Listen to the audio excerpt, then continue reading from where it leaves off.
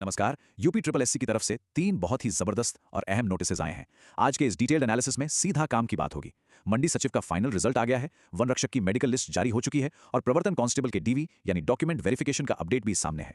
तो चलिए बिना किसी देरी के इस पूरे मामले को डिकोड करते हैं।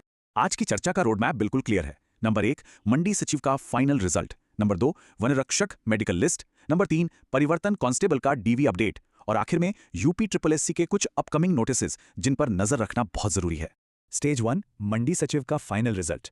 शुरुआत आज की सबसे बड़ी और पक्की खबर से करते हैं। फाइनली वो घड़ी आ गई है जिसका बहुत से कैंडिडेट्स को इंतजार था। ये रिजल्ट एक लंबे और मुश्किल सफर के एक शानदार एंड को दिखाता है। 134। सोचिए, ये सिर्फ एक नंबर नहीं है, बल्कि ये उन टोटल पदों की संख्या है जिनका सिलेक्शन प्रोसेस अब 100% पूरा हो चुका है। याद है ना, अप्रैल 2025 में इसकी लिखित परीक्षा हुई थी। उसके बाद से जो इंतजार था वो अब खत्म हो गया है और इन 134 योग्य कैंडिडेट्स की पक्की जगह बन गई है। अब जरा इस फाइनल सिलेक्शन के कट ऑफ पर नजर डालते हैं। कंपटीशन सच में बहुत टफ था। अनरिजर्व्ड कैटेगरी का कट ऑफ गया है 63.25 पर, ओबीसी का 61.00 और ईडब्ल्यूएस का 59.25। और अगर महिला, एससी और एसटी कट ऑफ को देखें तो फीमेल के लिए 57.00, एससी 53.75 और एसटी 52.00। ये नंबर्स साफ चीख चीख कर बता रहे हैं कि हर एक कैटेगरी में सिलेक्शन के लिए कैसा कड़ा मुकाबला रहा है। एक एक नंबर की अहमियत थी यहां। स्टेज 2, वन रक्षक यानी फॉरेस्ट गार्ड की मेडिकल परीक्षा। जो कैंडिडेट्स फिजिकल टेस्ट क्लियर कर चुके हैं उनके लिए अब ये अगला और बहुत ही क्रूशल पड़ाव आ गया है। यहाँ के आंकड़े सच में हैरान करने वाले हैं। फरवरी 2026 में हुए फिजिकल टेस्ट के बाद सिर्फ 79 पदों के लिए, जी हाँ, सिर्फ 79 पोस्ट्स के लिए कुल 2993 कैंडिडेट्स को मेडिकल के लिए बुलाया गया है। अगर हिसाब लगाएं तो ये टोटल वैकेंसी का लगभग 4 गुना ज्यादा है। मतलब मेडिकल राउंड में भी छटनी का प्रोसेस काफी तगड़ा होने वाला है। पर यहाँ एक कैच है। मेडिकल एग्जाम की एग्जैक्ट डेट्स अभी बाहर नहीं आई हैं। ऑफिशियल नोटिस में साफ लिखा है कि तारीखें यूपी ट्रिपल एससी के वेब पोर्टल पर अलग से अनाउंस की जाएंगी। तो जितने भी कैंडिडेट्स शॉर्टलिस्ट हुए हैं उन्हें अब बिल्कुल अलर्ट मोड में रहना होगा। वेबसाइट को रेगुलरली चेक करना अब सबसे जरूरी काम है। स्टेज 3, प्रवर्तन कांस्टेबल का डॉक्यूमेंट वेरिफिकेशन।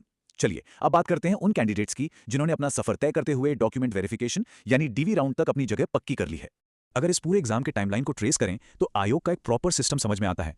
शुरुआत हुई मई 2025 की लिखित परीक्षा से, फिर फरवरी 2026 के आखिर में जाकर फिजिकल टेस्ट हुआ और अब बारी है डॉक्यूमेंट वेरिफिकेशन की, जिसकी तारीखें कभी भी सामने आ सकती हैं। यह सफर सच में काफी लंबा रहा है। अब यहां का रेशियो समझना बहुत जरूरी है। टोटल पोस्ट हैं 477, लेकिन डीवी के लिए शॉर्टलिस्ट किए गए हैं पूरे 3165 कैंडिडेट्स। ये लगभग 6.5 से 7 गुना का मल्टीप्लायर बैठता है।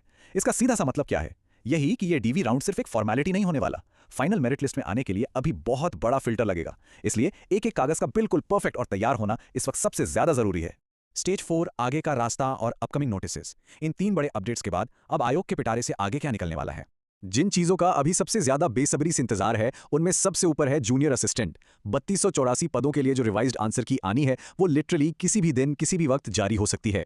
इसके अलावा 5512 पदों वाले जूनियर असिस्टेंट के लिए भी एक फ्रेश ऑफिशियल नोटिस बहुत जल्द रिलीज होने की पूरी संभावना है। तो जो भी लोग इन एग्जाम से जुड़े हैं बस एकदम तैयार रहें। तो अब सबसे बड़ा सवाल यही है, क्या आने वाली इन नई सक्सेस लिस्ट्स में अगला लकी रोल नंबर कौन सा होने वाला है?